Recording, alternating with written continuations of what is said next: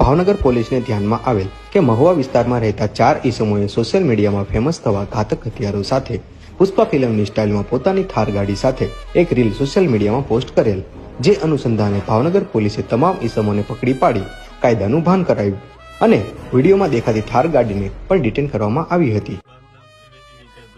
મારું નામ દીપક લખુ, મારું નામ ડોડિયા, મારું નામ બારી છે। તો અમે હથિયાર સાથે થારમાં વિડીયો બનાવેલો, જે જોઈને પોલીસે અમારી વિરુદ્ધ કાયદેસર કાર્યવાહી કરી અને જેથી કરીને એ જાહેર જનતાને અમે માફી માંગીએ છીએ અને